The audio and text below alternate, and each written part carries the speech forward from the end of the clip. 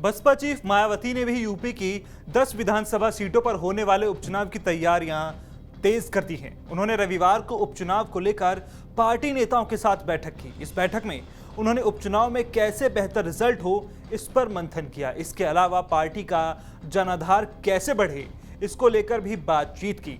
साथ ही उपचुनाव को लेकर क्या तैयारी है इसकी समीक्षा भी की। तो वहीं यूपी में बसपा पहली बार उपचुनाव लड़ने जा रही है और पार्टी प्रमुख मायावती ने इसका ऐलान भी कर दिया है। उन्होंने कहा कि भाजपा ने इस चुनाव को प्रतिष्ठा का सवाल बना लिया है, इसलिए वो दमदारी के साथ लड़ेंगी और सभी 10 सीटों पर प्रत्याशी उतारेंगी।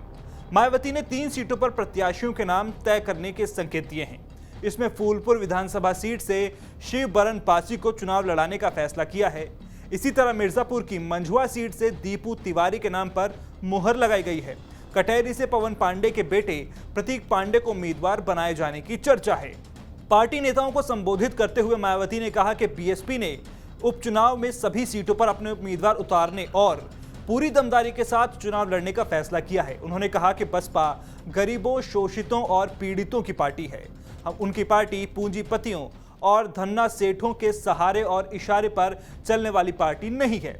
इसलिए सभी मेहनत करें और पार्टी के जनाधार को बढ़ाने में एकजुट रहें। बैठक को संबोधित करते हुए उन्होंने केंद्र सरकार पर भी निशाना साधा। मायावती ने कहा कि केंद्र की बीजेपी सरकार गरीबी, बेरोजगारी, महंगाई और पिछड़ेपन को रोक पाने में विफल रही है। इससे आम जनता में खासा नाराजगी है।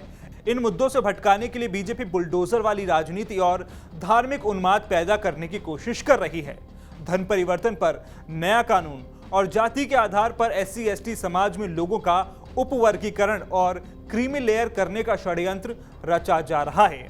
मायावती ने कहा कि सरकार की नीयत और नीति पर आंख बंद कर भरोसा नहीं किया जा सकता, इसलिए उनकी पार्टी को अपनी गरीब और बहुजन हिताय और बहुजन सुखाय की नीति पर जनता का भरोसा फिर से जीतना होगा। वहीं नजूल कानून को लेकर मायावती ने कहा कि यूपी सरकार ने जल्दबाजी में इसका फैसला लेकर पूरे राज्य में अफरा तफरी का माहौल पैदा कर दिया है। मायावती ने सुप्रीम कोर्ट के सब कैटेगरी और SC/ST क्रीमी लेयर को लेकर सरकार पर हमला बोला। मायावती ने कहा कि सरकार क्रीमी लेयर और कोटे के अंदर कोटे के बहाने हमारा आरक्षण खत्म करना चाहती है। पीएम मोदी लोगों को भ्रमित कर रहे हैं। बीएसपी चीफ ने कहा कि केंद्र सरकार ने कई बार आरक्षण खत्म करने की कोशिश भी की है।